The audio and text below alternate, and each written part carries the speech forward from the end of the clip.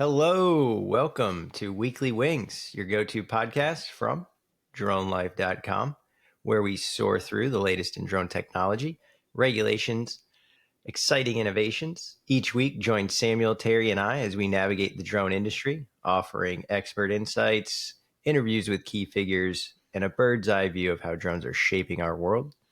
From commercial applications to recreational adventures, Weekly Wings dives into how these remarkable vehicles are impacting construction, education, agriculture, delivery services, and much more. Whether you're a professional drone operator, a hobbyist, or just drone curious, tune in to stay informed and inspired as we explore the heights of what's possible in the world of drones. Subscribe now and never miss an episode of Weekly Wings, where the future is looking up. Welcome, everybody, to our seventh episode of Weekly Wings. Another great week in the industry of drones. Just another great week in the world, right? We've got sporting events, talked about soccer and stuff, just always great things happening in the state of North Carolina. U.S. Open, 124th U.S. Open is currently taking place in Pinehurst, driving lots of folks here. If you've tuned in, you could see right in the practice rounds, the drone video is out there. Golf course, big area, lots to see, lots of beauty. The drones are out there flying. So just really, really exciting. One other sports thing I wanted to say is just for the folks that are UFC, Conor McGregor. I don't know, Terry. This is poor Michael Chandler, man. Dude should have been like 3 years ago, just waiting on someone that he's gonna fight a ghost, man. Yeah, he'll be all right. We do need to send him a wellness check eventually, though.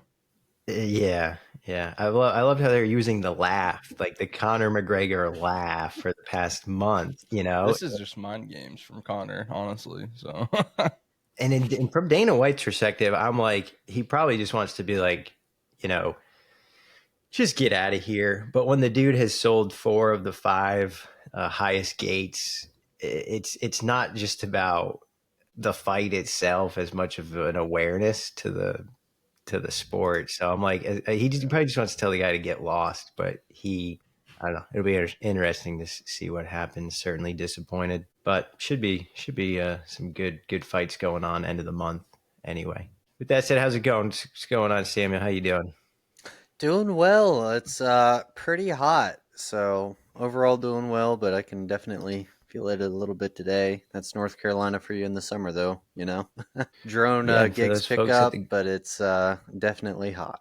Yeah, and then we think that December could never exist because I'm like talking about cold weather and hey, it's good for outdoor sports. You don't have to cancel that. Soccer tournament last week, golf this week. If you're UFC, it doesn't really matter because we're inside. You just need people to show up. So with that, gonna just dive into. We're gonna welcome everybody. Appreciate you tuning in, listening. Hope you all had a great week as well, and are following along with what's going on in the industry. If you're not, we've got a few cool, neat things here that we're going to discuss. With the first thing that we're going to talk about is a very, very old tree. Exceptionally old at that.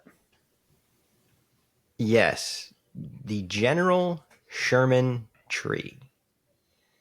Groundbreaking drone inspection conducted on General Sherman tree. Pioneering use of industrial-grade drone provides comprehensive health assessment of the world's largest known living tree. And when I read this, I was just like, it's just like if the drone aspect of checking the tree and that the tree's named, if that's not enough, and then you're like the world's largest known living tree. Like there could be a bigger tree out there that's unknown at this point. We should go find it, but the world's largest known living tree, a giant sequoia in Sequoia National Park, named after General Sherman. What do you guys think about this? I think it's just kind of looking at the article. It's really cool because the volunteers started to climb the tree, and then there's like, this is a lot of tree, and then the human ingenuity comes in with the drone and kind of makes the job so much easier with that. But Sorry, I think I talked over you a little bit, Terry. No, you're good. I didn't talk. Yeah, and the video we got up here right now, folks watching on YouTube are getting to see this video. Anyone tuning in audio only, what's behind this is Doodle Labs from a software standpoint, hardware softwares, working closely with a UAS manufacturer. And so a big piece of this flight and operation is that this is a just massive tree. The drone being used, right? We're in a national forest here, government land. Well, the drone is NDAA compliant, and the drone is on the blue UAS list. So for those individuals that have to adhere to those strict security requirements and the provisions that come along with government purchasing, this vehicle that you're looking at, it's a quadcopter. It's built and it does things that we'll talk about later, the ban, the Chinese drones, that those vehicles now. But look right here, like look at the amount of cases, and he's got a screwdriver out, and like shout out to Matt Eisenbarger, being on here. But when you look at this at the end of the day, it's, we need to scale this. The industry needs a lot of these. Here's the Doodle Lab remote. Here's it taken off. You've got LiDAR that you can put on it. So there is a piece here where it's like, hey, we're doing this maybe not necessarily because the tree needs it, because we can get in there and, physically see what's going on when it comes to the beetles, but to be able to say that we took this drone that's blue and NDAA compliant and then share this message, it's right in line with what everybody's talking about right now. I think notably too, this was conducted for just kind of a yearly health checkup on the tree to assess its condition. Fun facts: 275 feet high. That's over like almost half the limit for flying, and then 2,200 years old. And now it has, I don't know, it's kind of crazy. That is an insane lifetime, But that tree was there before Jesus. Right, that's insane. Right? Isn't that how? And then you can see like Free Fly's Astro Prime drone, state of the art, NDAA compliant, and blue SUAS approved. It's a mouthful. So the Free Fly, and it's using Doodle Labs software for flight control and C2. So when you see this now, the video on here, the size of it as these people scale this tree, like Samuel said, 275 feet. Mm. Do you guys think that this would possibly make someone be able to find like a bigger tree? Because they said like this is the largest known tree, and probably not. I know the Amazon rainforest hasn't been fully just like explored, but I don't think their trees get that tall. So the redwoods are kind of in their league of their own when it comes to trees.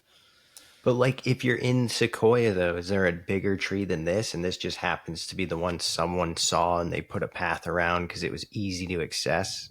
It was easily accessible. Whereas there could be another tree like 15 miles away and just like no one's ever measured it or really looked at it. I don't know. Maybe I should go out there. Yeah, I mean, next if you week, mapping software on your drone. Yeah, we're doing our next week's episode is going to be from Sequoia National Park. That would be kind of sick. Just get some LiDAR, start mapping the entire forest. Can't do that. Sorry.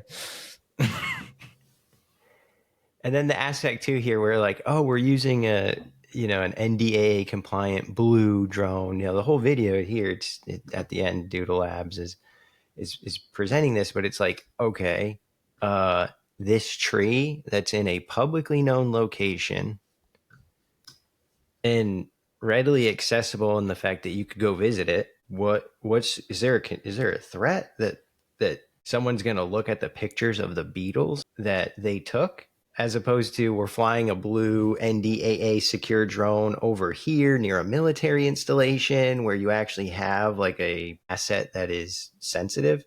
I'm just not sure where people would like classify the Sherman tree in What, in terms of top secret or yeah. security threat. If someone got their hands on one of those photos of the beetles on the tree, would that pose a threat to American citizens? I mean, is it purely kind of the photos that people were worried about, or the data overall? I'm kind of asking image. from if someone could tap in and steal the photo and the videos of that tree, would it pose a threat to America's national security? Could someone take that and plan like another September 11th? Could somebody take that and access secure files? It's what they're not telling so. us what's inside the tree, Paul. That's the big thing there. There's a secret weapon there. It's actually a nuke. The beetle is yeah, right. I'm going to have to go back and watch that video again and try to find the thing that they were actually looking for, because the beetle was just a front, right? Honestly, like, I was a little distracted because of the height. Like, that tree is so massive, it just kind of dwarfs, even with those tall trees around it, it's still kind of, it gives you a really good perspective of just how tall that tree is. Dizzyingly high. But yeah. It's actually now like trying to look. Let's see. Let's bring this up for comparison. What's the main ape's name from Planet of the Apes? Caesar. Does anybody know that off the top of their head? Caesar? That's Caesar's house. And it will. Actually, Terry, I don't know if you watched the recent trilogy of the new Planet of the Apes movies, but I recall part of it taking place in the redwoods in the Sequoia forest. So I think I didn't watch the recent one. Okay. So you got almost 2,000 sequoia trees in Sequoia National Park, and it looks like in 2001 some of these forest fires that happened out there threatened this tree, so they wrapped the tree several times with aluminum foil. That's impressive. And that looks like some like massive aluminum foil sheets. That does not look like what. That's like aluminum NASA foil for solar storm fixing weather. The space station. Yeah, so exactly. Like we need to patch the space station. Get the foil. Notably, this is the first time I can account for a drone legally flying in a national park. I feel like you might have more history with this. It's definitely happened before. Yeah. From them collecting their own imagery, and then like things like parks are you're always wanting to promote it, like National Geographic Channel, the History Channel, whenever they've done kind of like documentaries and stuff, there's definitely been folks putting up like Phantom 3s years and years ago in national parks. Here's a great image right here that just shows kind of in reference the height of that great General Sherman sequoia tree. Almost as tall as the Statue of Liberty. That's insane. Threatened by wildfires. Do they have an estimated lifetime for those trees? I feel like with it being so old, I don't even know how you would expect its lifetime,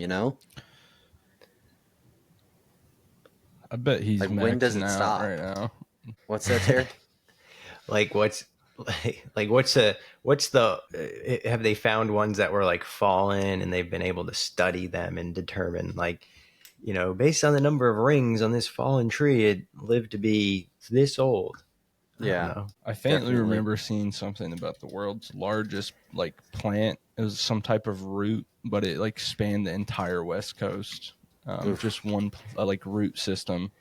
Yes. Yeah, in that forest. That's like the forest where those people go. I'm pretty sure the death forest. And Oh, the Bohemian Grove. Is that what Are you're you talking talking about the suicide forest in Japan? Is that? I think. Well, that's No, a I'm thing. think I it thinking was didn't in know if that's what you California. were. Okay. there's something like that where everything's connected, right? Everything in the whole thing is sharing the same entire root system. I think it goes up into Canada a little bit too. 3,000 years. Giant sequoia trees can live to be over 3,000 years old. In fact, one giant sequoia was found to be 3,210 years old, and some of the larger trees maybe even older. So right, when you look at this whole video, they didn't say it was the oldest, right? It was the largest. So the General Sherman tree is the largest known living tree. It's not the oldest. So I That guess also means it's not done. if you want like, unless you're Terry, you Yeah. know, you definitely just judged it off of like one video. You know, he didn't even get to see the whole analysis of the lidar, and he just said it looks like it's on its way out. Hey, I never said that. I'm just saying he's probably maxing his time. Okay. Yeah, well, not really, because if it's 2,000 years old, it's just hitting its stride, Terry. The General Sherman he's in tree puberty. no, it's past that. It's hitting its stride. It's like just got its kids out of the house. It's ready to get back into So action. midlife crisis. I want to see Potentially what it running into a buys during midlife its crisis. midlife crisis. What's it going to do? That's what How's the it gonna wildfires respond? are.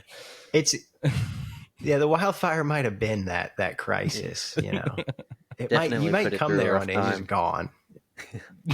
The foil, all that foil on it, it had no idea what to do. It was very it went through a difficult time. But 3,000 years old, and it says in the Converse Basin Grove of the national park, they found a specimen that was 3,266 years old.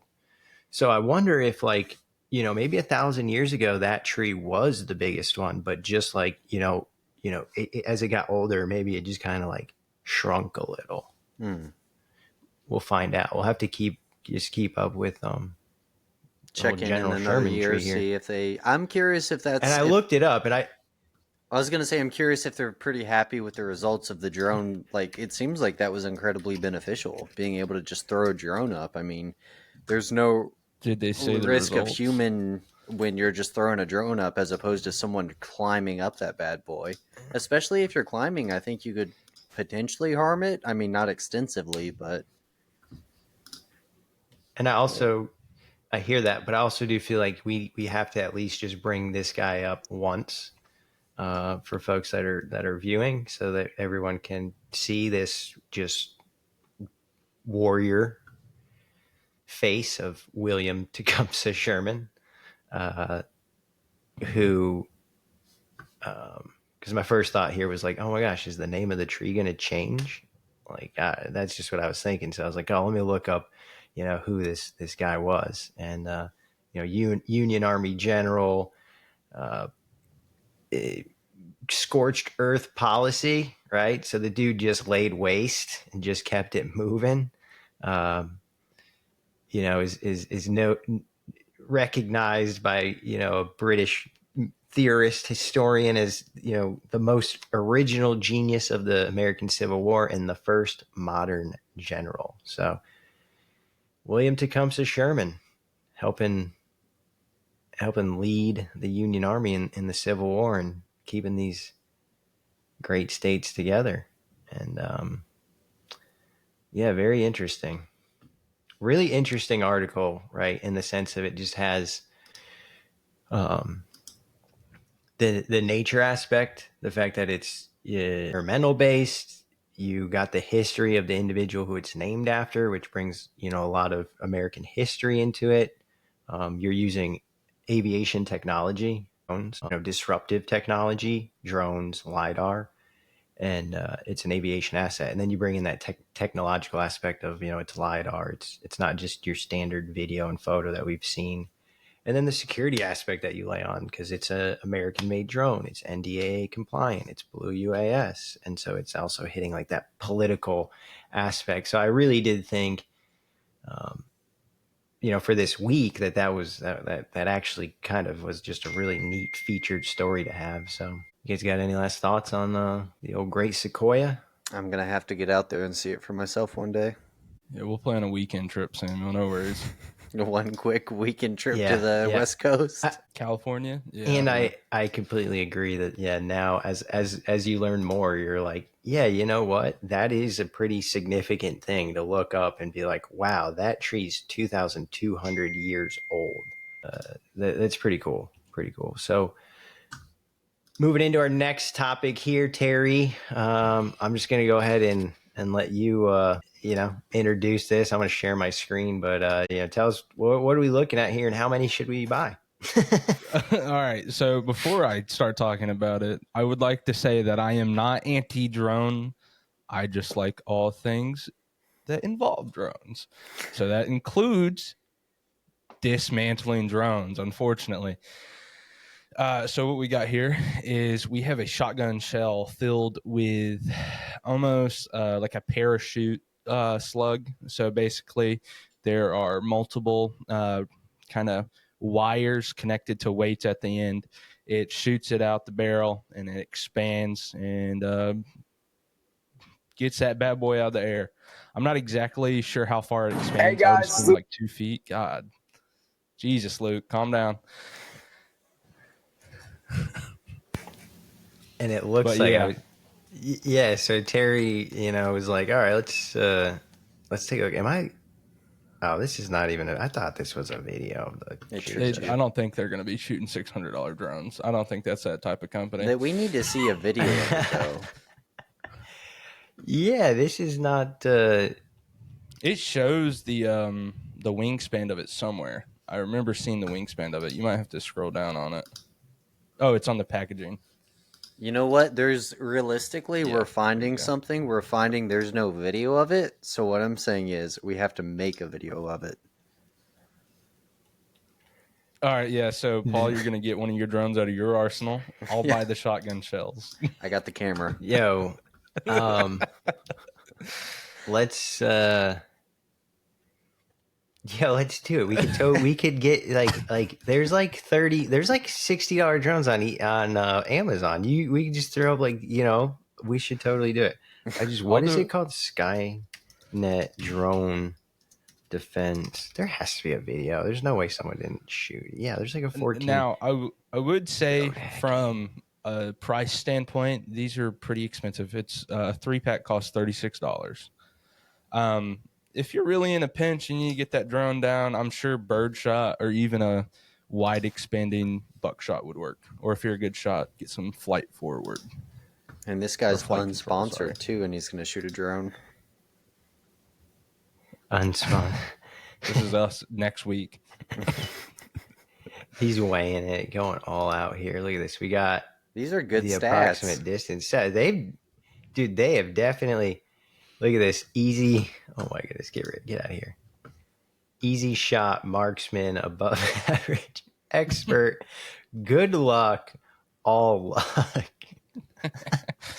If the drone's moving 40 miles an hour and it's 300 feet away, you need all luck to hit it. This is hilarious. Wow, that's a very in-depth card they give you too. That is significant breakdown. Is The this part of the Skynet bullet speed unboxing is video? moving at 1,000 feet per second. Yeah. Oh, look, we're even getting like. Oh, it drops. It drops very steeply. It looks like. Yeah, see what they're shooting down though. He's got like pens. What is that? It's just a homemade. No, It's it's a just like a drone. homemade. It's not even flying. They put it on a stick.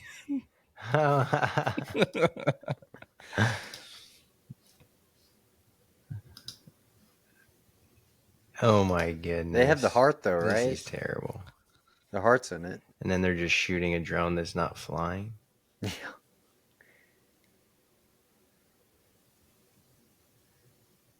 It actually doesn't look like it would destroy a drone. It just kind of wraps it. I'm sure if the weights hit it, Well, it the would do whole damage to it. The whole idea, right, is that you're shooting it out so that it gets into the right, like caught up in the propeller blades. It gets and then causes like if you can just get one prop blade to get hung up and freeze up that one motor, you're going to take down any quadcopter. It's just not going to be able to sustain flight. So I think it's not that it's going to like take it down. It's going to wrap up those props and it's going to prevent it from flight.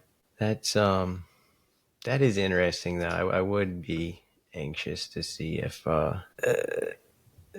he lost his drone for sign. I just bringing this back up. This guy's like, I'm getting clickbaited or whatever.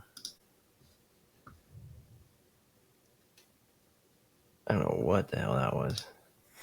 So yeah, a little crappy Phantom here. Dude's in Texas, man. They'll shoot things down in Texas. Yeah, I mean they don't care. They're gonna shoot it down. Did he shoot it? All right, here we go.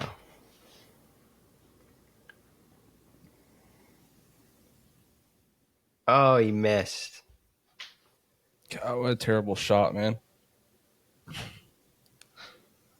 Oh, just missed.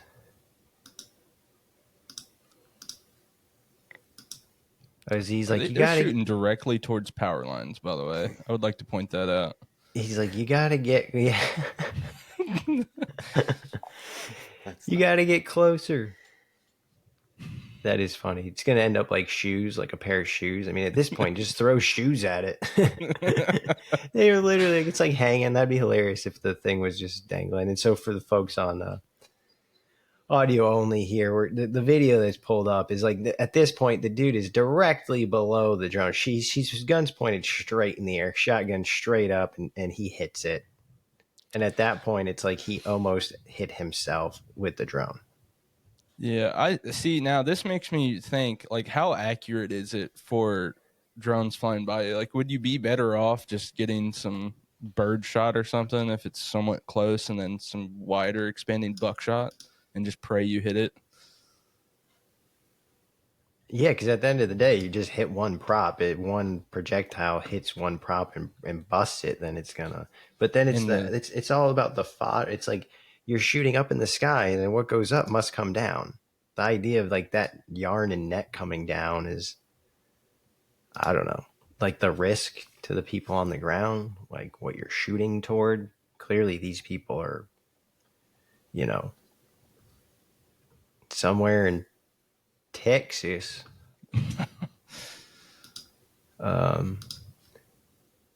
Yeah, like I don't know. It's kind of weird though, because it's like, what is on? It looks like there's some pretty heavy, I don't know, bearings or something on there. Yeah, it's like fish weights. It looks like. I'm sure there's a better way to do this. Now, I'm not gonna make it, but I'm sure something will come out eventually. And so it's hilarious though, because once you watch this video, now you go back and you look at that sheet where it was like, if the drone's going 20, he couldn't hit the drone and it was hovering.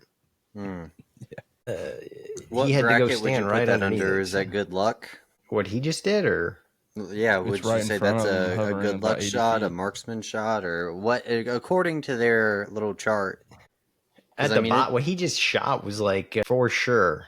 That was like you can't miss. But even where it was like, even where he was in a green area, he completely missed it. So I think the name Skynet, like you think Skynet and drone defense, and it makes you. That's what I think. I'm like, it's kind of like a play on. Drones are going to take over, and what are you going to do when a rogue drone comes to your house? And literally now the company's making a drone called Rogue that has a warhead. We had it on episode 2, I think. The Rogue drone. So it's like, how do you stop that?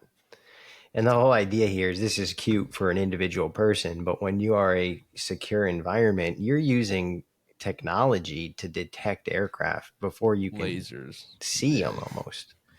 But this is neat. It's kind of a cool thing here. But after watching the video, it really makes sense. Their whole the whole paper that they came up with, because it's kind of a little bit of a joke, Don't be a victim. if you're trying to shoot a drone going 40, it just, the Skynet or even any weapon system is your standard weapons. You're not gonna be able to shoot a drone going 40 down, fly a drone past going 40 miles an hour, and just it's cruising. So Out of curiosity, let's see how much the 10,000 pack cost. all right, here. Just $118,000. That's nothing. Wow, and shipping calculated. ABC. The supplier is ABC. Yeah, I don't think Maverick Drone Systems actually makes these. I think it looks like they just kind of sell products from different companies. Yeah, a little reseller action. Air, land, and sea. All right, awesome. Cool stuff, Terry. That was pretty neat when I saw it. I just saw Skynet and I was like, oh, this is going to be something. I seen it on Twitter and I was like, all right, this is somewhat relevant, This is definitely, I was like, this is definitely going to be interesting. So tech side, on the technology side, and kind of like a product thing here, going along with, there's a little theme here that I just wanted to make sure to highlight. But dronelife.com and others, announced this past week, earlier this week, Teledyne FLIR last week introduces a Hadron 640 series thermal sensor. So, people are familiar with FLIR, like, oh, FLIR thermal camera, and FLIR and Teledyne, right, came together. And they're manufacturing a drone, like an actual drone, NDAA compliant drone that has thermal capabilities, zoom capabilities. It's priced around $10,000. But what they also do is they manufacture the sensors. So there are companies, and DJI, when DJI started and introduced thermal, they were actually using FLIR thermal sensors in their DJI drones. But what DJI did is they, learned, a company over there, DJI themselves, they learned the ways to develop and make their own thermal cores. So now DJI drones no longer have FLIR sensors, and FLIR definitely built up a lot of business because DJI sells a lot of drones, and then all of a sudden they weren't buying FLIR's product anymore. So if you build up a company and you have sales and then those sales stop, what do? You pivot, you shut down, you make adjustments. And what FLIR, was kind of able to do and was doing in other products is they were just integrating their own thermal core into the solution. So they said, well, instead of just giving DJI the core and then they build it into their payload and they make it on their drone, they started making like their own payloads that companies could buy and put on their drone. So you can see next to a quarter, folks on audio are looking at this image here. It's a quarter next to this camera, and the camera is like 2.5 quarters tall. Easily fits in the palm of your hand. Right, easily fits in the palm of your hand. So it's like the exact size of like a Mavic 3 thermal payload, a Mavic 2 Enterprise thermal payload. And so companies it's plug and play. A drone manufacturer, and the company mentioned here in the article was Teal Drones. So Teal is one of those companies that's trying to manufacture a U.S. drone in the United States that can compete with a DJI product, at least at the military side of things. So now Teal and Teal has been integrating the FLIR, sensors. I think from very early on, is Teal can just focus on building the drone and the motors and the flight software, and then they can just take this sensor and just plug it in to their stack, right? They've got their drone, put it on a gimbal, plug it in, and you're good to go. You don't have to worry about engineering or designing that thermal camera. And again, it goes back to this idea of Teal Drones isn't going to buy a Chinese sensor because they sell drones to the military. So they have to be able to support NATO allies in the United States Army's short-range reconnaissance Trans 2. So you have to, again, if you're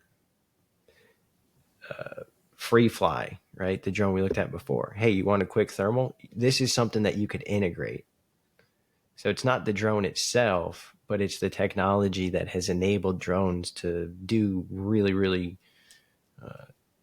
significant things in law enforcement, public safety, search and rescue, facilities management.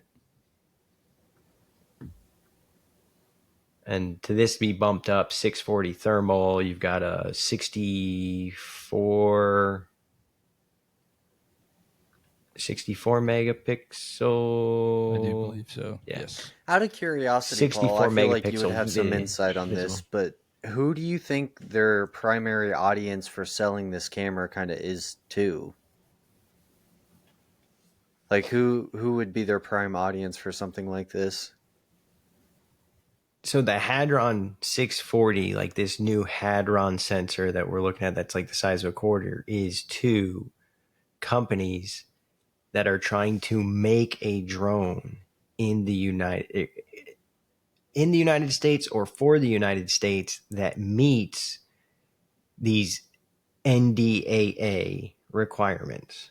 So the country of origin, the ban, all this stuff that's being discussed, you can't just go buy the chips and sensors and cameras from China and then put them together in the United States. You have to buy products that are sourced from the US or from NATO approved ally countries. And FLIR has been known forever as just very high quality thermal. Right. Forever. And that's why DJI started working with them. But they were probably charging DJI a significant amount of money for every sensor they sold them. And it got to the point where it's like, hey, Amazon effect. You can kind of see the pricing on this thing. It's what, $3,500, $3,872. Yeah, do you have, is that I went ahead and pulled up one of their on their page? Yeah, I was looking at the specs for it, but it looks like that's a part of a kit. Oh yeah. Go ahead. Oh yeah, this is for enterprise. This is to put on a drone that's going to cost minimum 10 grand. Right. So this is like they have an audience lined up specifically like, hey, this bill's coming up. We were going to prep. Seems like they know what they're doing with that. Yeah. Thing. And so this right here is a video of Teal Drones. So Teal Drones, what I mentioned, the Teal 2, Red Cat Company, they are a defense manufacturer. They sell to defense. So multi-vehicle control, right? This company, Teal, is making drones, but they're focused on all the other things. So they can just buy this camera for $3 grand. But again, they're not buying one, right? Teal's not buying one drone. And by the way, George Mateus, I think Miriam had mentioned in our first episode, this kid like started this company. See right there, Teledyne FLIR. You can see the camera integrated. He like started the company when he was in high school, I think. But it's huge play on marketing and advertising and like, showing people what things could be and then seeing what they really are. And then when you just look at where it is compared to the China stuff, we're behind. We're a little bit behind, but it's American. So yeah, this drone right here. And then there's, other organizations.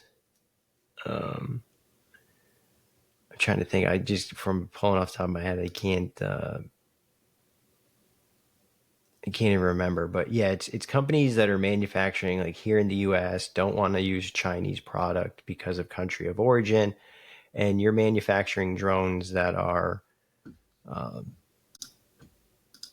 going to be 10, 12, 15, $20,000, where people expect high resolution thermal, high megapixel, zoom capability, all that. So that's what they're doing. They're releasing that product. They're saying, hey, you build the drone, we'll make you the camera. It gets insane performance for that footprint as well, I'd like to say. It's not very big. It packs a very big punch.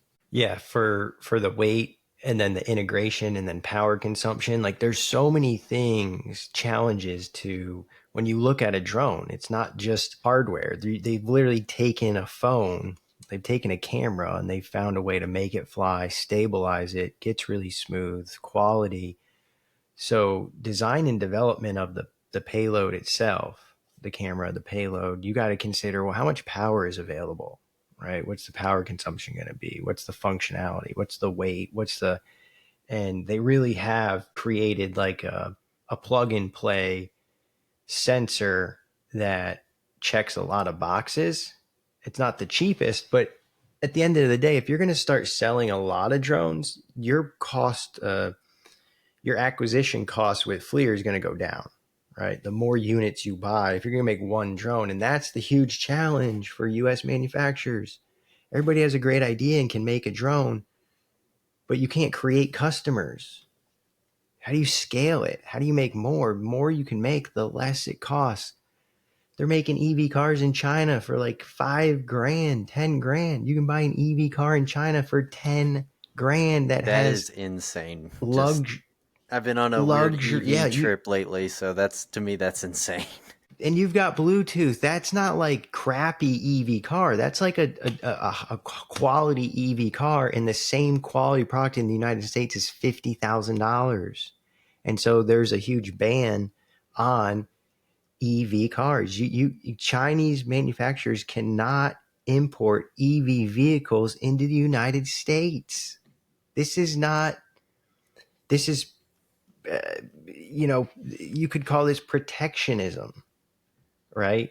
You can call it nationalism, patriotism, label it however you want. What it is GM, Ford, Chevy, you name the big US auto manufacturers, they're selling cars 5 times the price. The cost to do things here is outrageously high. The cost to get things there is a lot of layers to all this. But when you look at the auto industry, ask yourself, the American manufacturers might be charging, but they're successfully making cars and servicing them.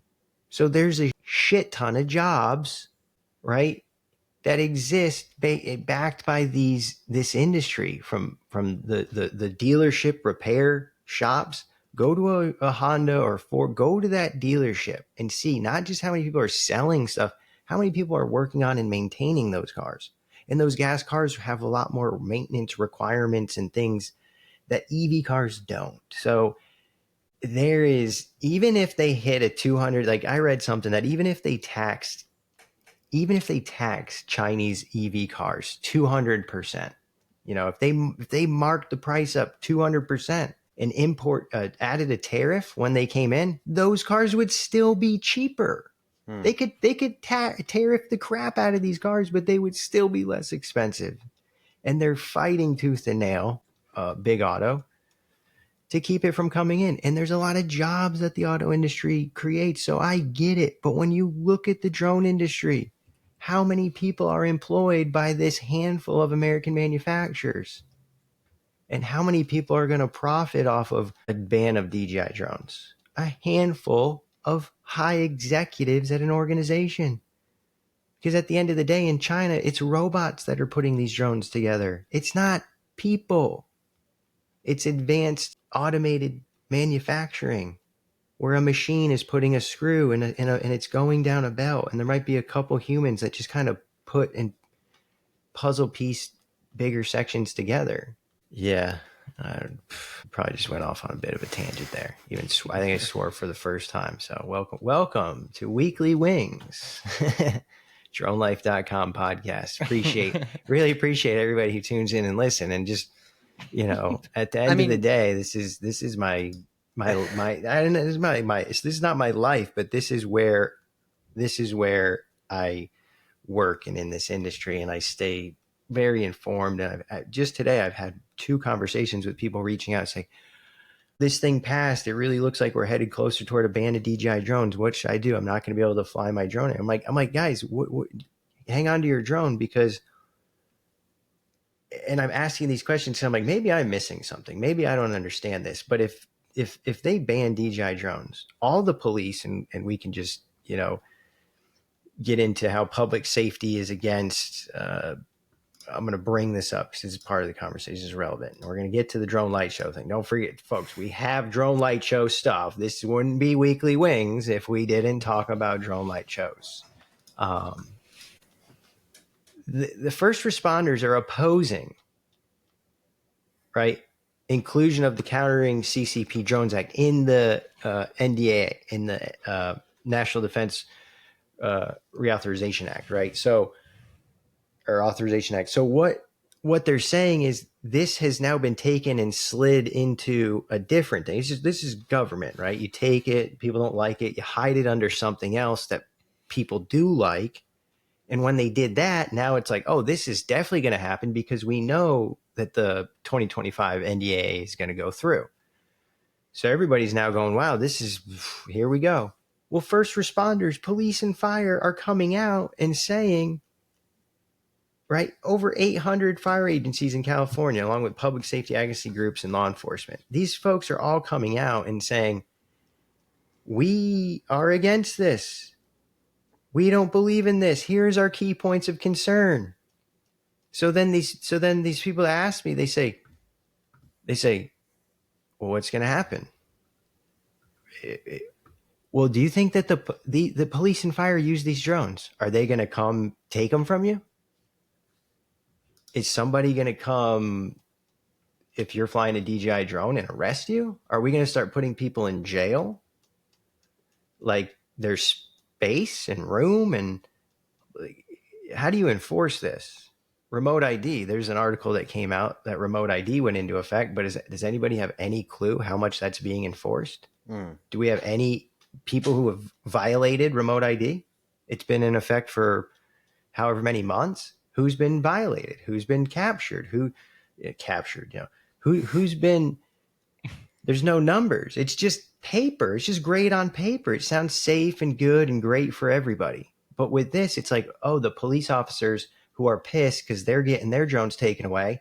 What, are they going to come take yours away? No.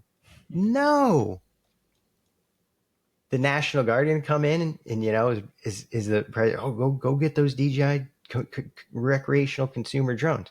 So that's my first point there, is that, hey, by the way, the folks who police our communities are actively speaking out against this. And then point 2 was like, what is the federal government going to tell DJI? They have to shut their app down. They have to shut. It's all this firmware and software is in the remote. It's been said numerous times. You can fly your DJI drone without being connected to the internet. So if my DJI drone is over here right now and it's not turned on and it's not connected to the internet, how is the U.S. government, or is the government going to tell DJI, hey, you know that switch that we told everyone you have and is a big concern because you can shut everyone's drone off? Yeah, we want you to flip that switch because you guys aren't allowed to fly these drones anymore. Or could somebody, is the FCC going to put something in the air, in the waves, and when you turn your remote on, all of a sudden your 2.4 or 5.8 isn't going to talk to your drone anymore? What the hell technology is that? How in the hell is someone is your drone overnight not going to function? Because someone's going to tap into it when it's not turned on? That's not how these things work. So DJI is no longer going to be able to sell and import new drones into the United States. So that's how you shut down DJI. You don't give them an FCC license. And without that licensing, you cannot import your product through customs. So you use this other regulatory piece in order to prevent these vehicles from coming in. But once the ones that are already here, and so I'm just speaking here. I'm not advocating for anybody to do. I'm advocating for people to speak out and do anything that they think would help to kind of raise awareness and prevent this. But at the end of the day, also, it'd be like saying you can't drive a Honda anymore. And then you go out on the road and 10-15% of the cars are Hondas, and you don't even have enough cops to pull over all the Hondas, and you don't have anywhere to put them all. So I don't know. I suppose it could be like medicines. Like if they're going to pay, I'm going to go start, I need to start buying up DJI drones, and maybe they're going to have like a cash in day. Bring your DJI drone down to, town hall and put it in the crusher, and we'll give you a $50 gift certificate to, hell, I don't know. But you see what I'm saying? Like, how do you You're more concerned police about the that when the police are practicality acting? of enforcing this rule that we're trying to be input, I guess could say. But yeah, I definitely see what you're saying with that. It's like, yeah, how many of us actually fly with DJI? And pretty much everyone I know is using a DJI product, whether they're an FPV racer, someone taking photos for real estate. It's very ingrained in our community here. It's going to be insane to try and divulge from that. I mean, we can try, but we'll see how that goes. Yeah, or it's an Autel drone gonna be banned on a Hollystone drone. Like, just look on Amazon. Just go on Amazon. Anyone that buys a $50, $100, $200 drone on Amazon, you're not buying that's Chinese. So this isn't just DJI. This is the Countering Chinese Communist Party, the Countering CCP Drone Act. So the Countering Chinese drones. So those $200, those inexpensive vehicles that are made and manufactured with parts and components from China, you're not going to be able to buy those. And there's not, we'll have to look it up. I'm not sure. Skydio was like one American made drone, like the blue Skydio drone. It was $1,000, $1,200.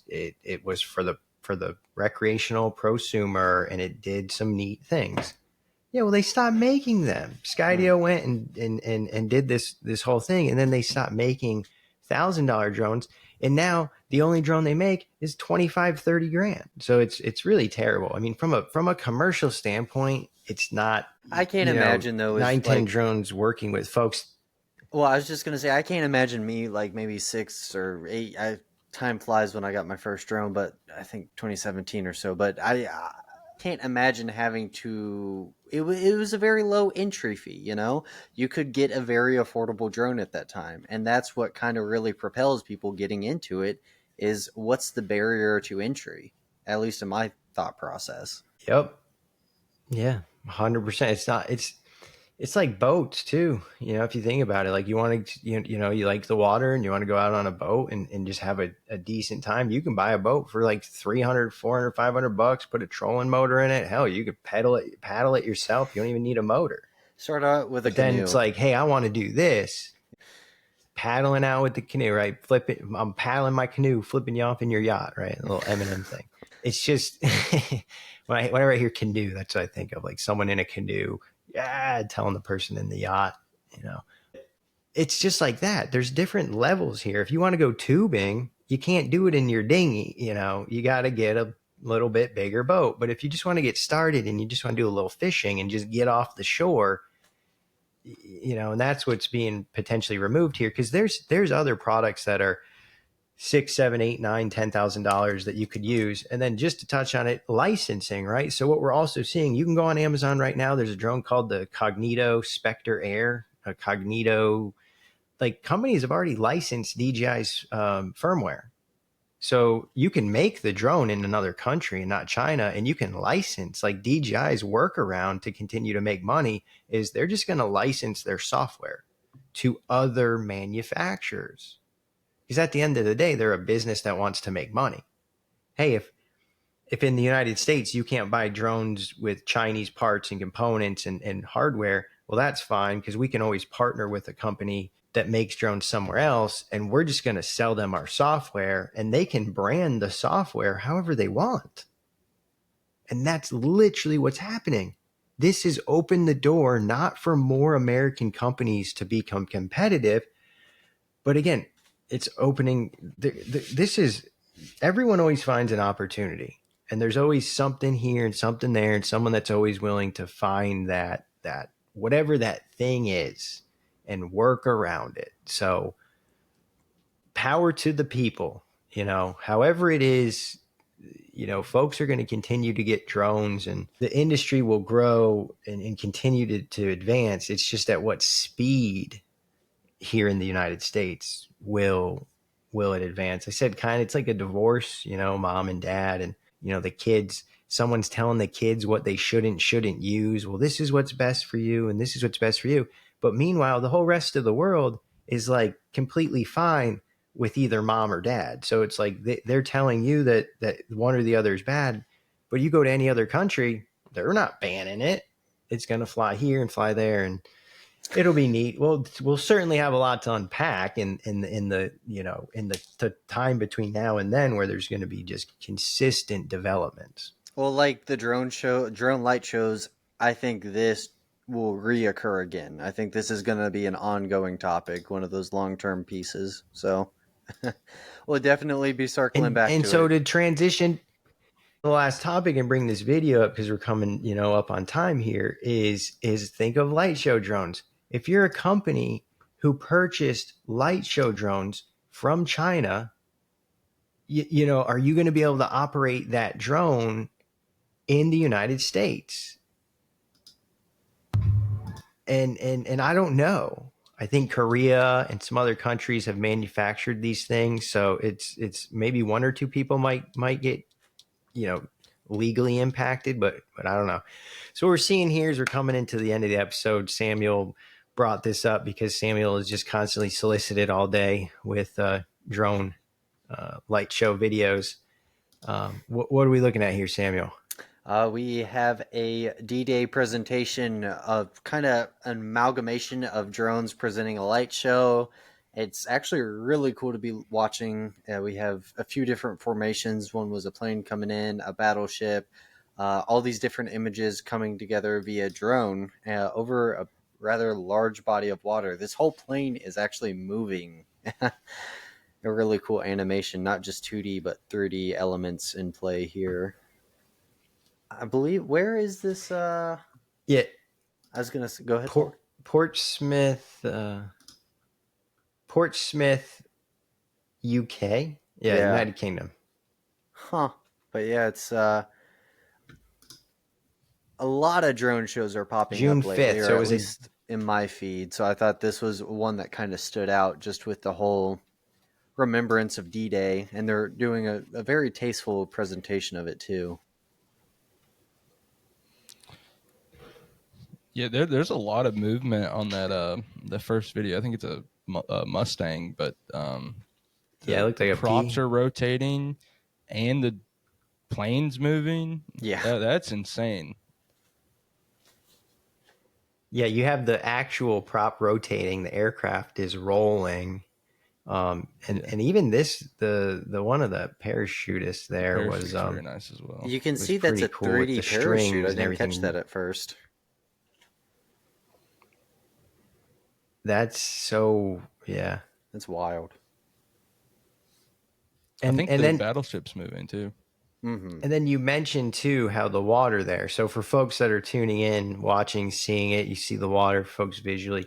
What it is all these drones that are performing are hovering over the water. So for the entire time of the light show, if one of these drones were to kind of like fail, have a battery failure, a motor failure, it's the risk to individuals, people, and property on the ground is extremely low, because the vehicle, barring a significant, fly away in any one direction, north, south, or east, west, that vehicle is going to go down in the water. So probably pretty scary, right? I mean, definitely not this company's first light show here, but hundreds of drones.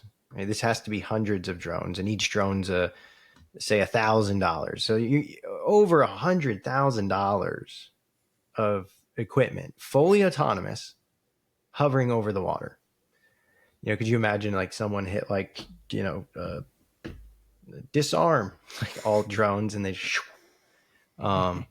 Gone. but again, when you're doing these complex operations, it's about mitigating risk. And by having these shows over water and areas where no one is, you're probably always going to get that approval from the FAA. It's super neat, super great way to commemorate D-Day, especially with the fact of like, can you imagine having participated in D-Day and then to now still be alive and to like see this technology unfold and display this? Like that would, like, that, what a lifetime. It And truly feels we're, next generation, think we in can my open opinion. up.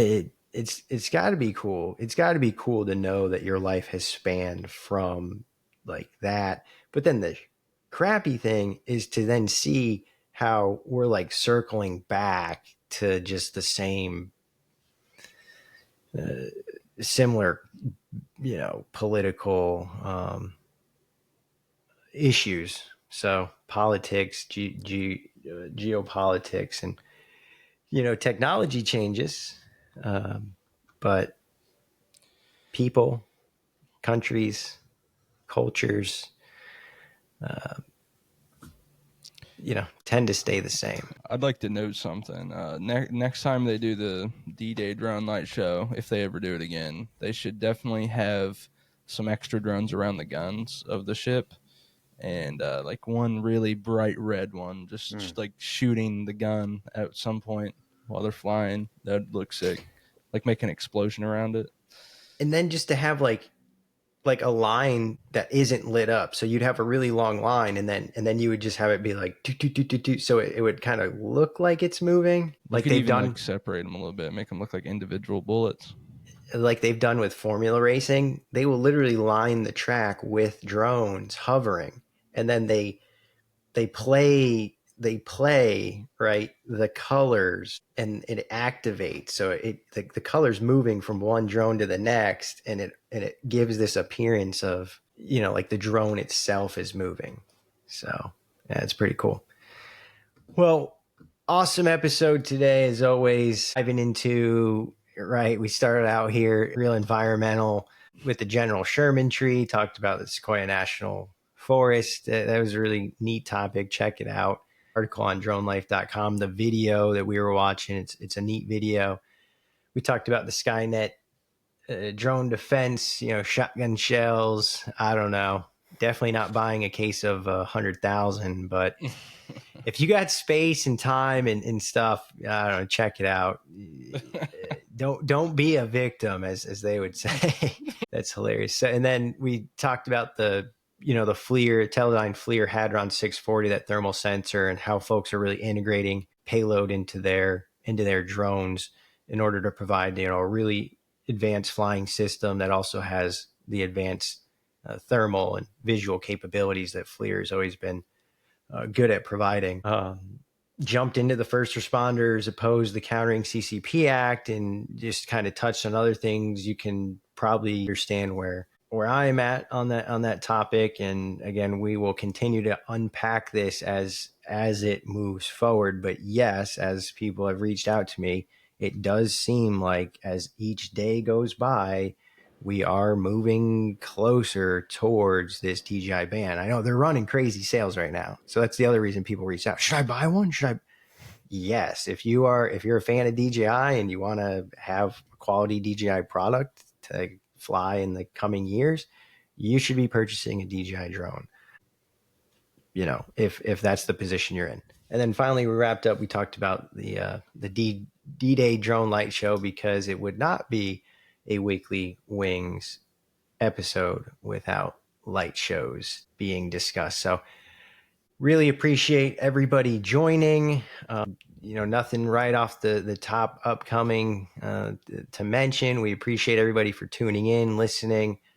Please engage social media, reach out, email, ask questions, comments on the YouTube. You can email Miriam, IRIAM, at dronelife.com. You can also email Paul Rossi at 910drones.com. Any questions you have. Terry, Samuel, appreciate both of you. Insights, inputs, questions, and, stay safe. Look forward to seeing you both on the next episode. We'll be here next week.